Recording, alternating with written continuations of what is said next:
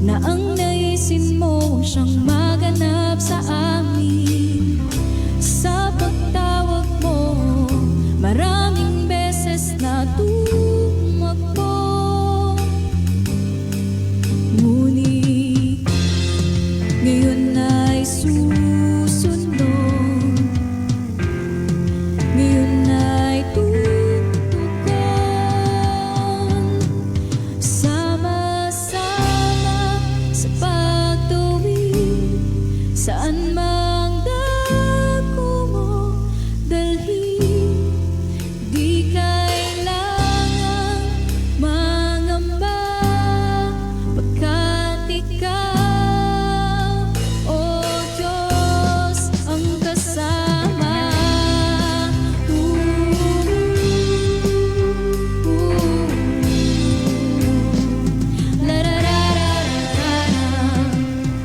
Sa iyong mandato na humayo, salita mo ang sandatang baon ko.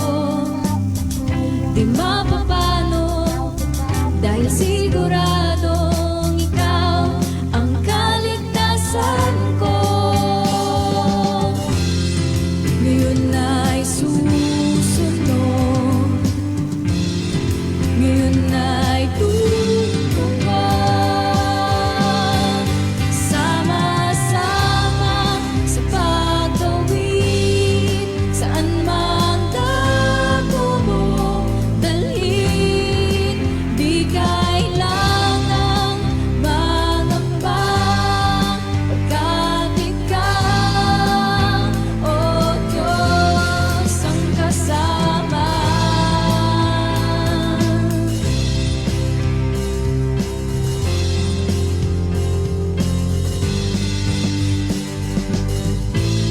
Hindi makikinig sa sinasabi ng mundo,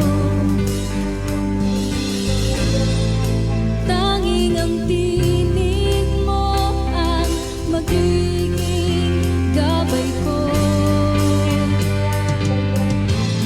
Hindi makikinig sa sinasabi ng mundo, tanging ang tinig mo ang magiging gabay ko. Sama-sama sa pagtawid, saan mang dako mo dalhin. Di kailangan mangamba, pagkat ikaw, o Diyos, sama-sama sa pagtawid, saan mang dako mo dalhin. Di kailangan mangamba, pagkat ikaw, o Diyos, ang kasama.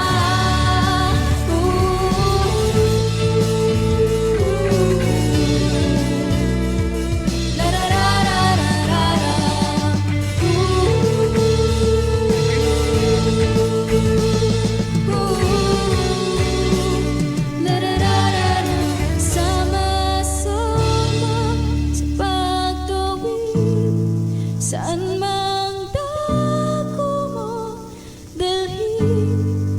Di kailangan mangamba, pagkat ikaw, o Diyos, ang kasama.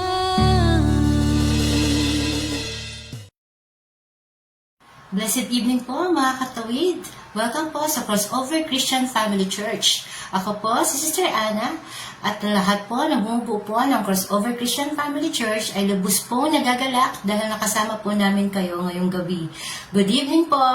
Yun po, ngayon po ay nasa online platform po tayo na kung tawagin po ay Crossover Moments. Ano po ba ang Crossover Moments?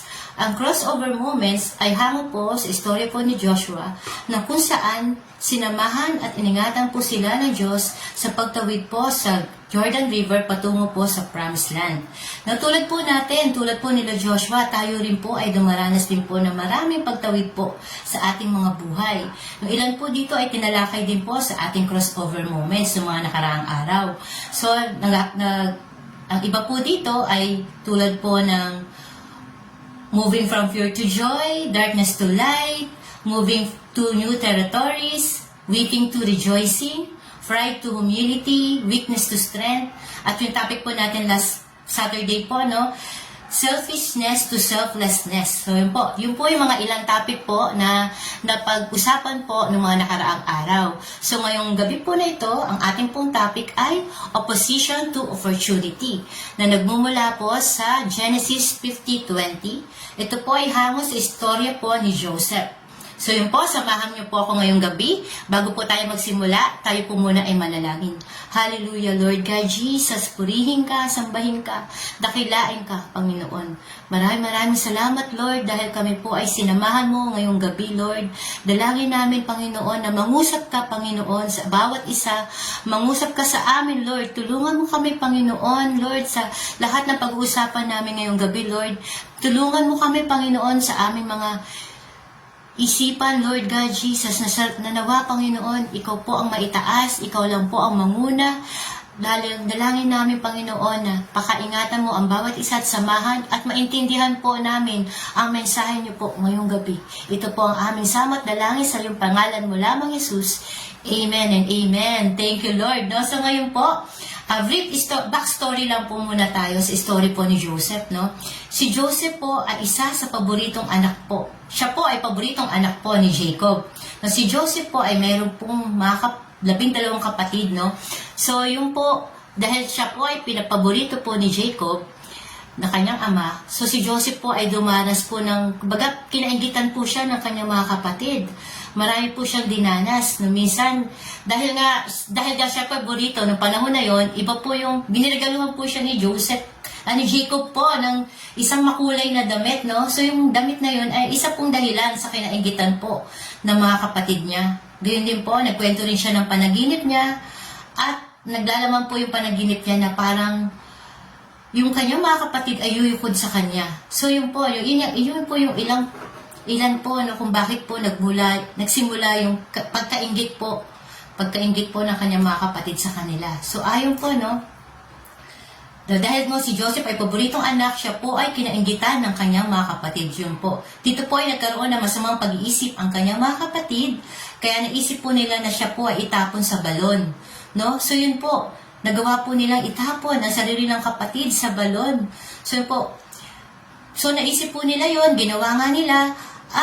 Pero ito po yung kanilang binalikan dahil nga po, inisip nila parang sayang naman, no, tatapon sa balon, kumbaga walang mangyayari. So naisipan na lang nila na ibenta na lang siya. So yung araw na yun, dinala po ng mga kapatid niya kay Jacob po yung kanyang damit na puno po ng dugo. Nilagay nila ng mga dugo po ng hayop para isipin po ng kanyang ama na siya po ay kinain ng hayop. So yun po, napakatindi po, no, yung pinagdaanan niya. So, ang naisip po ng mga kapatid, balikan siya dun sa balon, at imbis po na hayaan lang siya doon, ay siya po ay binenta. No? Binenta po siya sa mga Amalekites, no? At yung mga Amalekites naman ay binenta naman po siya sa Ehipto, kay Potiphar, no? At si Potiphar naman po ay ginawa siyang alipin. Pero po, pinagpala po siya ng Diyos. Tapat po si Joseph sa Panginoon, kaya ginawa po siyang pinuno at tagasilbi po ni Potiphar. So, yun po, no? Ang problema po, nagustuhan po siya ng asawa ni Potiphar. So, ito na naman po. Araw-araw siya po tinutokso nito. Pero tumanggi po si Joseph, no? Pero na-frame up po siya ng asawa ni Potiphar at tinatangka siyang, sinabi po nito na tinangka po siyang gahasain ni Joseph.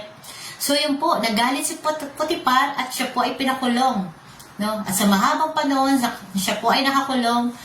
Yun po, so anong nangyari sa kanya? Grabe po yung nangyari sa kanyang buhay. So yun po, no? Yung mga nakasama niya po doon sa kulungan ay may tagapangasiwa po ng inumin ng paraon at yung isa po ay isang panadero.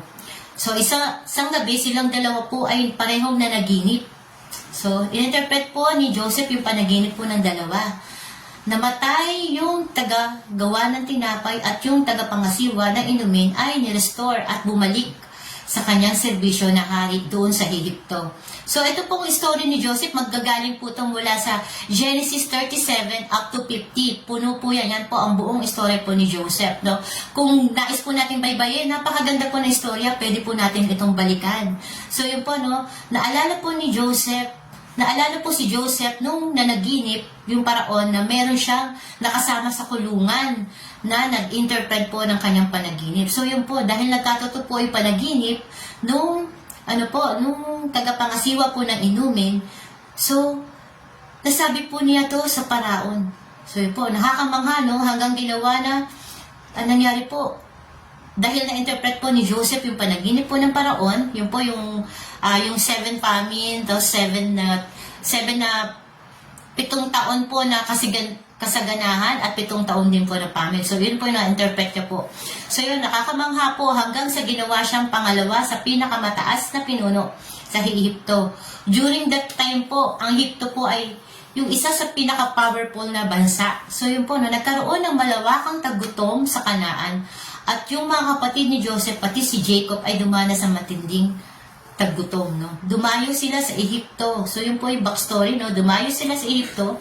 At pagdating po nila sa Ehipto, ay na-meet po nila si Joseph. Marami nangyari. Sa una, hindi pa muna siya nagpakilala, no? So, marami nangyari hanggang dumating na yung time na nagpakilala na si Joseph sa kanyang mga kapatid.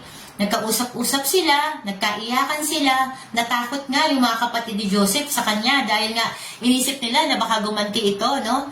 Pero hindi siya gumanti dahil nalaman niya na ang plano ng Diyos ay napakaganda, no? Napakaganda po ng istorya ni Joseph. Hindi ko na po makwento lahat dahil nga po napakahaba po nito, no? Kaya ito po ang ating verse po ngayong gabi, nagmumula po sa Genesis 50:20. Ito po, sa English po, as for you, what you intended against me for evil, God intended for good, in order to accomplish a day like this, to preserve the lives of many people. You intended to harm me, but God intended it for good, to accomplish what is now being done, the saving of many lives. Muli po, sa Tagalog naman po, basahin po muna muli natin, Genesis 50:20. Masama nga ang iyong ginawa sa akin, subalit ipinahintulot yon ng Diyos para sa kabutihan. At dahil dooy, naligtas ang marami ngayon. So yun po, no? Napakaganda po, no? Grabe po, no? Sa talatang ito ay nagpapaalala po sa atin yung mga bagay na maaring balakin ng iba para sa atin, no? Maraming pagbagsak o mga kinakaharap nating mga pagsubok sa ating buhay o suliranin, ang Diyos ay maaaring gawin itong isang hakbang para sa Kanyang mas malaking layunin sa atin. Nagkakaroon po ng yung opposition po, nagkakaroon po ng opportunity. No? Maraming pagsubok ang dinanas si Joseph, pero ang buhay niya isang makulay na buhay. Parang buhay natin minsan, no? Nakakaranas tayo ng maraming struggles, problems, pero habang tayo ay lalakbay kasama ang Diyos, kasama si Lord, at patnubay niya, hindi tayo kailanman mangangamba, no? Basta kasama natin ang Diyos. So makikita natin sa istoryang ito ang ilang katangian po ni Joseph, no? So isa po sa katangian na pinakita po sa istorya na ito ay ang he was not revengeful, though hindi siya mapaghiganti, no? Hindi siya gumanti sa lahat ng ginawa sa kanya ng kanyang mga kapatid. At hindi man lamang siya gumanti, bagkus tiningnan niya yung opportunity na nunggumula dito, no? Nang dahil doon ay maraming natulungan na ayon nga sa ating verse, no? Sabi po dito, di ba po? Genesis 50:20, as for you, what you intended against me for evil, God intended for good, in order to accomplish a day like this, to preserve the lives of many people. You intended to harm me, but God intended it for good to accomplish what is now being done, the saving of many lives, no? Ito yung tagutom na nangyari, na marami ang nasib. Kasama na roon ang kanyang buong angkan, no? Di ba po? Grabe po. kahit na kinamuhian at kinainggitan siya ng kanyang mga kapatid, pinakita pa rin niya yung pagmamahal sa kanila. Grabe po yung heart ni Joseph. No? Di ba po? So, makikita rin po natin sa Romans 12:17, sabi po doon, repay no evil for evil, no? Isa rin po, no? Learn to forgive, no? 1 Thessalonians 15:15, sabi po dito, see that no one renders evil for evil to anyone, but always pursue what is good both for yourselves and for all, no? So yun po, napakabuti ni Joseph. Hindi siya nagigante sa kanyang magkapatid, bagkus pinakita niya yung kanyang pagmamahal sa kanila. Isa pa sa katangian ni Joseph na makikita po natin sa istorya, he was caring, no? Sa kabila po ng lahat ng ginawa niya, ng ginawa ng kanyang mga kapatid sa kanya, ipinakita pa rin niya ang pagmamalasakit niya sa mga ito. At lalong-lalo na syempre sa kanyang ama na si Jacob. So makikita po natin, no? Yung po na makikita po natin sa Genesis 45 verse 9 to 11, no? After Joseph has disclosed his identity to his brothers, he told them to relocate to Egypt with the promise to take care of them throughout the remaining period of the famine. Hurry and go up to my father and say to him, thus says your son Joseph, God has made me Lord of all Egypt. Come down to me, do not tarry. You shall dwell in the land of Goshen, and you shall be near to me. You and your children, your children's children, your flocks and your herds, and all that you have. There I will provide for you. Lest you and your household and all that you have come to poverty, for there are still 5 years of famine. No? Makikita po natin yun sa Genesis 45, 9 to 11. No? Sa kabila po ng lahat ng ginawa sa kanya, ng kanyang mga kapatid, no? Pinakita pa rin niya yung pagmamalasakit niya dito. No? Nakiusap siya sa Paraon at ang Paraon naman ay winelcome yung mga kapatid niya at binigyan ng magandang matabang lugar, no? Ani sa kanilang lugar, no? So yun po, napakabuti ni Joseph, no? So ilan po sa makikita natin na yung 3 puntos po na makikita po natin yung pagtugon ni Joseph sa nangyari sa kanya, no? So isa po dito yung magtiwala tayo sa Diyos. Siya po ay nagtiwala sa Diyos. Tulad po ni Joseph, siya po ay mabuting tao, tapat at kumikilala sa Diyos. Nagtiwala siya at hindi siya nagreklamo sa anumang nangyari sa kanya. Tulad natin, may mga naranasan tayo mga bagay na nakakasakit sa atin o mga tao na nakakasakit sa atin na tuluyang nagmamarka sa ating puso. Pero ano po yung tugon na dapat natin gawin? Magtiwala tayo sa Lord, no? Magtiwala tayo sa Lord na maaring yung bagay o taong ito ay nangyari o pinahintulot ng Panginoon na mangyari dahil nga mayroong mas magandang opportunity na ipagkakaloob sa atin ng Panginoon. So, yun po, no? Paano po natin tutugunin, no? Nakagawa sa atin na hindi maganda. Paano po ba tayo tutugon sa mga nakagawa sa atin na hindi maganda? So po, halimbawa po, minsan hinahamak po tayo, minamaliit, no? Ipakita po natin, no? Pakita natin sa kanila na kaya po natin, no? Pagsumikapan po natin, no? Gawin po natin yung trabaho natin. Halimbawa sa trabaho to, gawin po natin sa trabaho natin yung may pagtatapat po, pagtatapat, pagsusumikap, no? Sa lahat ng ating ginagawa. Ipakita natin sa tao na yon or sa pangyayari na yon na, na maiayos natin ang ating buhay. Yun po, no? Sabi nga po doon, nabasa ko sa live po na isang painting, no? May nabasa po ko na ang buhay daw po ay isang painting, no?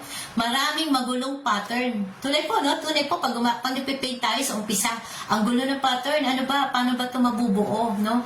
Pero makikita po natin, pag natapos po yung painting, isa po ito sa isang magandang obra, no? Napakaganda po, no? Napakaganda yung pattern na magiging isang mabuti at magandang obra. Ganyan ang buhay minsan, no? Hindi na natin alam yung gagawin natin, pero tingin natin bakit ba ito natin nararanasan, no? Bakit pinahintulutan to ng Diyos, no? Ano ba ang pagkakamali, no? Inisip natin, ano ba yung pagkakamali na gawa ko? Bakit ko dinananas ito? No? Maaari natin yung, pero ano po, maaari nating itama yung mga pagkakamali na nagawa natin, kung bakit ba natin dinaranas yung mga pagsubok na to, kung bakit ba may mga tao or minsan na pamilya pa natin, bakit may nangyayari na parang iba yung iniisip sa atin, iba yung gusto mangyari sa atin, no? So yun, basta sa tulong at gabay po ni Lord, no, sasamahan po niya tayo. So yun po, no, number 1 po, no, magtiwala sa Diyos. So number 2 po, God knows what is best. So yun po, alam ng Diyos ang pinakamainam po para sa atin. Tulad ni Joseph, tinapon siya ng kapatid niya sa balon, binenta, no? Hirap po yung dinaras niya, nakulong pa po siya, na-frame up pa siya. So, pero parte yun ng plano ng Diyos. So yun po, no? Marahil nasa balon din tayo ng ating buhay ngayon, no? Marahil nalulugmok tayo, nahirapan tayong bumangon, marahil may mga ibang paabot natin to sa iba, no? Marami iba nasa bilangguan, nasa madilim na yugto ng kanilang buhay, no? Parang si Joseph napunta sa balon, naging alipin, tapos nakulong. Eventually po, makikita natin sa kanyang istorya po, no, na ang kanyang buhay ay alam ng Diyos, no? Alam ng Diyos ang kanyang ginagawa. Alam ni Lord kung ano ay nakakabuti sa atin. Tayong lahat ay magtapat sa lahat ng ating ginagawa. Sa araw-araw na ating buhay, magtapat lamang tayo sa Panginoon, ang lahat na ating ginagawa dahil ibibigay ni Lord ang best para sa atin, no? Basta siya lamang kasama natin sa paglakbay sa ating buhay. So, ikatlong puntos po, may purpose po ang lahat. So, yun po, no? God is wise in all His ways. May purpose. Di natin maintindihan ang plano ng Diyos, pero marunong ang Diyos. Amen po ba? No? Type amen po mga kapatid, no? Marunong po ang Diyos. He is the master painter. Alam ng Diyos ang bawat pattern po ng ating buhay. Hindi, minsan tanungin natin si Lord, Lord, bakit puro itim? No? Lord, bakit puro pula? Lord, bakit puro asul? Di ba po? Pero pagkatapos po nito, isang napakagandang obra, no? Basta tayo lang po ay magtiwala, manalangin, no, sa ating Panginoon. Patuloy natin siyang isik sa ating buhay. So yun po, no, manatili lamang tayo sa Diyos, no? Patuloy na manampalataya sa Kanya, no? So yun po, no? Ulitin ko po, no, ang ating 3 puntos po. Ang ating 3 puntos po ay magtiwala sa Diyos. Una po ay magtiwala sa Diyos. Pangalawa po, God knows what is best. Pangatlo po, may purpose po ang lahat. So yun po, no, yung opposition ay bigyan natin ng kumbaga magiging opportunity to para sa ating lahat, no, maitama, maiayos ang ating buhay, no. Basta sama-sama po tayo, no. Sama-sama po tayo sa pagtawid, no, saan mang dako. Sabi nga po sa awitin, sabayan, pwede niyo po ba ako sabayan? No, sabayan mo po ako mga katawid. Hallelujah, Lord God Jesus. Sama-sama sa pagtawid, saan man dako mo dalhin. Di kailangang mangamba, pagkat ikaw, O Diyos, ang kasama. No, amen. Thank you, Lord, no? Tunay nga na hindi namin kailangan mangamba. Basta't si Lord lang ang kasama natin, no? Hindi natin kailangan mangamba. So, yun po, no? Life application po. Do not complain while we are on the process. Huwag po tayo mag-complain, no? Magtiwala po tayo sa Panginoon, no? Huwag po natin ipangunahan ng Diyos sa ating buhay. Sabi nga po sa Genesis, dami nangyari pero ginamit yun para maligtas ang mas marami, no? So, recognize. Number 2, recognize what we do not know, what is best for us. Only God knows, no? No, paniwalaan natin. Alam ng Diyos kung ano yung nakakaputi para sa atin. Number 3, trust God's wisdom. He is wise in all His ways, no? Huwag tayong matakot, huwag tayong mangamba. Alam ng Diyos ang kanyang ginagawa. Then, look forward for the result, no? Huwag nating i-judge si Lord, no?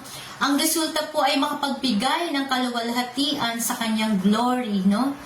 Glory ng Diyos. Huwag tayong nakapokus sa proseso. Mag-focus po tayo sa hinaharap, sa pagiging kahihinatnan po nito. Doon po tayo sa plano ng Diyos, doon po tayo tumingin, no? No? How should the wisdom of God affect sa pananaw natin? So ngayon, no? So yun po, no, patuloy nating i-acknowledge na lahat po ng dinaranas natin, may katapusan po ito. Hindi po to hanggang dito na lang, no? Patuloy lang po tayo magtiwala sa Panginoon. Magiging maayos din po ang lahat, no? Kung nahihirapan man tayo, ano man dinadanas natin. 'Di ba? Sabi nga sa awitin kanina, 'di ba po, basta si Lord ang ating kasama, 'di ba? Huwag po tayong mangangamba. So yun po. Magiging maayos po ang lahat, no? So yun po. Muli tayo po ay manalangin. Hallelujah, Lord God Jesus. Maraming salamat po. Salamat po sa gabing ito. Salamat po sa iyong salita, Lord. Salamat dahil nalaman namin, Panginoon, na patuloy na dapat na kami ay magtiwala sa iyo. Magtiwala sa lahat ng proseso na nangyayari sa buhay namin, Lord. You know what is good for us, Panginoon. Alam mo, Lord. Alam mo, Panginoon. May purpose ka sa aming buhay. Tulungan mo kami, Panginoon, ang patuloy na magtiwala sa iyo. Patuloy na baguhin ang aming buhay patungo sa buhay na nakakalugod sa iyo, Lord. Samahan mo kami, samahan mo ang bawat isa, Lord. Hallelujah. Sa patuloy na paglakbay namin, Lord. Ikaw ang aming kasama, Panginoon. Hallelujah, Lord. Alam namin na ito'y po'y magiging madali. Basta, Lord, ikaw lamang, Lord, ang aming kasama. Maraming salamat sa iyo, Panginoon. Thank you, Lord, kay Jesus. Ito po ang aming samot dalangin sa iyong pangalan, Jesus. Amen and amen. No po, salamat po, mga katawid. No, so, yun po. Welcome po muli. At magkita-kita po tayo muli bukas. God bless everyone. See you po.